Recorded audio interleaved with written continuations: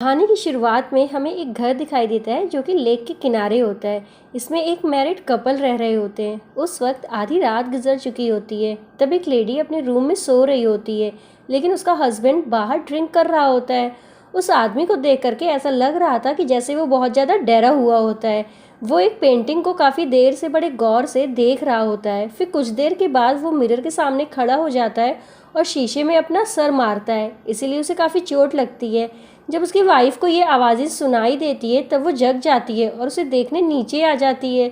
उसका हस्बैंड बहुत अजीब कंडीशन में होता है तो उसे भी एक आयरन स्टिक से मार डालता है। फिर काफ़ी साल गुजर चुके होते हैं और एक बार फिर हमें एक फैमिली दिखाई जाती है और ये फैमिली काफ़ी हैप्पी फैमिली होती है। इस फैमिली में हस्बैंड वाइफ जो कि अपनी लाइफ में बहुत खुशी खुशी स्पेंड कर रहे होते हैं, जिसमें लड़के का नाम एडम और लड़की का नाम लीज़ा होता है। बेसिकली एडम एक मैथमेटिक प्रोफेसर होता है। अभी कुछ साल पहले ही एक यूनिवर्सिटी में उसे बहुत ही अच्छी जॉब ऑफर होती है, जिसकी सैलरी भी काफ़ी अच्छी होती है और साथ में वो लोग उसे रहने के लिए एक खूबसूरत सा बड़ा सा घर प्रोवाइड करते हैं, जिससे वो काफ़ी खुश होता है। उसे घर में आकर शिफ्ट हो जाते हैं। दूसरी तरफ लीज़ा प्रेग्नेंट होती है, जिसकी वजह से वो दोनों बहुत खुश होते हैं और इस बात को लेकर के उन दोनों के बीच काफ़ी डिस्कशन भी होती रहती थी कि वो अगर बेबी बॉय होगा या फिर बेबी गर्ल होगा। अगर बेबी बॉय होता है तो उसका नाम एडम जूनियर रखा जाएगा और अगर बेबी गर्ल होती है तो उसका नाम लीज़ा जूनियर। वो लोग अपनी लाइफ में बहुत खुश होते हैं और इसी घर की वजह से भी, क्योंकि उनका घर बहुत ही ज़्यादा खूबसूरत और काफ़ी बड़ा होता है और वह लोग अपने बेबी के लिए उसका रूम भी चूज़ कर लेते हैं। और एक दिन लीज़ा की बहन विकी उनके लिए एक गिफ्ट भेजती है और उसमें एक मिस्टीरियस बॉक्स होता है। एडम उस बॉक्स को ओपन करने की काफ़ी कोशिश करता है, लेकिन वो उससे ओपन नहीं होता, जिससे उन लोगों को लगता है कि शायद विकी ने उनके साथ कोई मजाक किया हो। मगर फिर भी वो उस बॉक्स को रख लेते हैं और फिर एडम अपने काम पर चला जाता है। लेकिन जाने से पहले वो लीज़ा को कुछ इंस्ट्रक्शन देता है कि वो अपना ख्याल रखेगी और वो वेट भी नहीं उठाएगी, खास तौर पर बेबी की क्रिब को, क्योंकि अभी तक तो उन्होंने बेबी की रूम की सेटिंग भी नहीं की थी। पर वो ये भी कहता है कि हम दोनों मिल करके उसे सेट कर लेंगे। लेकिन जब एडम चला जाता है तब लीज़ा खुद को बहुत ज़्यादा बिजी कर लेती है और वो बेबी रूम की काफ़ी सेटिंग भी कर लेती है, इवन क्रिब की भी, क्योंकि उसे नहीं लग रहा था कि वो क्रिब इतना हैवी होगा। फिर उसका ध्यान उस बॉक्स की तरफ जाता है जो एडम से ओपन नहीं हुआ था और यहाँ पर एक अजीब चीज़ होती है कि लीज़ा उस बॉक्स को इजीली खुल लेती है और जब वो उसे ओपन करती है तो वो बिल्कुल खाली होता है। फिर उस बॉक्स को रख देती है और वॉक पर चली जाती है।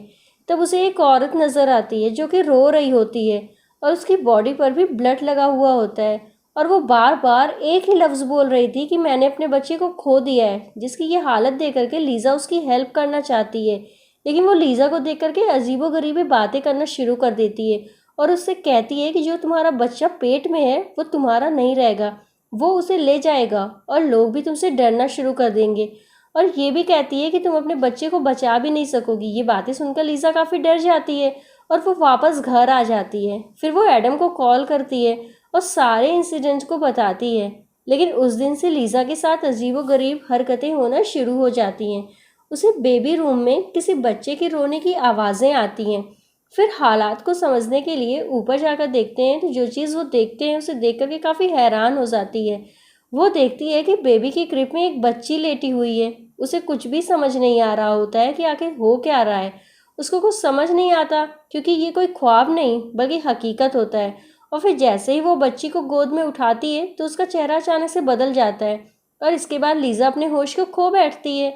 और शाम को जब एडम घर वापस आता है तो वो देखता है कि लीज़ा काफ़ी जख्मी हुई है और उसका काफ़ी खून भी निकल चुका है। वो फ़ौरन उसे हॉस्पिटल लेकर के जाते हैं, लेकिन उसका मिसकैरेज हो जाता है। और इससे भी ज़्यादा अफसोस ये होता है कि जब डॉक्टर से बैड न्यूज़ सुनाती है कि लीज़ा अब कभी माँ नहीं बन सकेगी और शायद उसका मिसकैरेज कोई हैवी चीज़ उठाने से हुआ है, जिससे एडम को ये लगता है कि शायद ये बेबी क्रिब की वजह से ही हुआ है।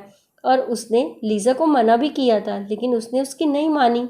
ये बात सुनकर लीज़ा की बहन भी उसके घर आती है और वो ये डिसाइड करती है कि वो कुछ दिन लीज़ा के साथ ही रहेगी, जिससे लीज़ा जल्दी से जल्दी नॉर्मल हो जाए। और इस हादसे के बाद एडम कई बार लीज़ा से ये पूछने की कोशिश करता है कि आखिर ऐसा हुआ कैसे और उस दिन ऐसा क्या हुआ था, क्या उसने वाकई में कोई हैवी चीज़ उठाई थी।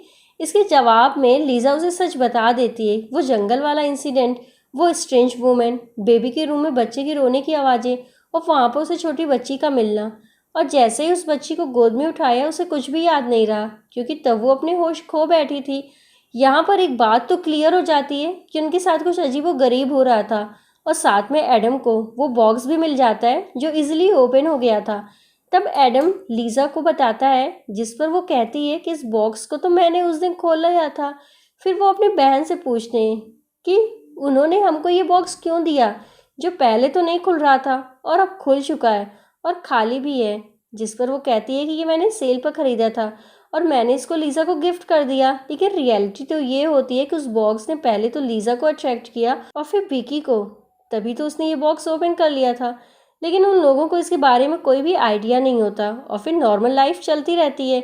और फिर कुछ दिन गुजर जाने के बाद लीज़ा को अपने घर से कुछ महसूस होता है जिसे वो बता भी नहीं सकती। जैसे अक्सर घर के मिरर में लीज़ा का रिफ्लेक्शन काफ़ी अजीबोगरीब बिहेव करता है। और एक सुबह लीज़ा योग कर रही होती है, तब एक बार फिर लीज़ा को किसी बच्चे की रोने की आवाज़ आती है।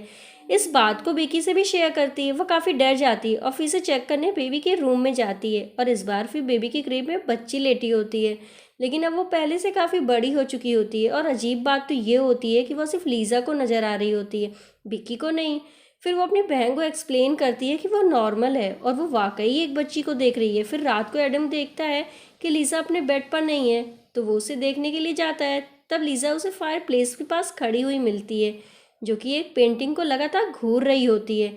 वो एडम को बताती है कि हमारे साथ कुछ अजीब गरीब हो रहा है, क्योंकि जब हमारे साथ हादसा हुआ तब ये पेंटिंग ऐसी नहीं थी और अब ये पेंटिंग बिल्कुल बदल चुकी है। क्योंकि पहले उस पेंटिंग में ही थे कि 4 बच्चे खेल रहे थे और उन्हें एक औरत बैठ करके देख रही थी, लेकिन अब ऐसा कुछ भी नहीं हो रहा। वाकई वो पेंटिंग बदल चुकी होती है, क्योंकि वो औरत अब अपने बच्चों की तरफ नहीं बल्कि साइड पर देख रही होती है। और इस बात को सिर्फ लीज़ा महसूस करती है, एडम नहीं। और वो उसे समझाता है कि तुम अपने बेबी को खो देने की वजह से ऐसी हो गई हो, जिसकी वजह से तुम काफ़ी अपसेट हो और तुम्हारी ऐसी हालत भी है। और फिर विकी के साथ एक अजीब चीज़ होती है जब वो नोटिस करती है कि मिरर उसका रिफ्लेक्शन ऐसा नहीं दिखाता जैसा वो दिख रही है। और मिरर में नज़र आने वाली लड़की विकी तो बिल्कुल भी नहीं लग रही हो। और वो फिर देखते देखते उसका रिफ्लेक्शन उसे मारने की कोशिश करता है और उसके दिमाग पर एक ऐसा असर कर देता है कि वो अपनी बहन को बिना बताए वहाँ से चली जाती है। लीज़ा को इस बात को बहुत बुरा लगता है, लेकिन ये उसके साथ कोई नई चीज़ नहीं थी, बल्कि ऐसे इंसिडेंट तो उसके साथ होते रहते थे। और साथ में उसे हमेशा एक छोटी बच्ची भी दिखाई देती थी, जो उसे हमेशा मम्मा कहती थी। लीज़ा इन सब से तंग आ चुकी थी और वो एडम को कहती है कि हमारे इस घर में कुछ अजीब है, जैसे कि वॉर इविल पावर्स। फिर वो कहती है कि आपकी यूनिवर्सिटी में एक प्रोफेसर क्लार्क हैं, जो कि एक अब नॉर्मल रिसर्च है, शायद वो हमारी मदद कर सकते हैं। क्योंकि लीज़ा काफ़ी डरी हुई होती है और एडम उसकी बात मानकर डॉक्टर क्लार्क से मिल लेता है।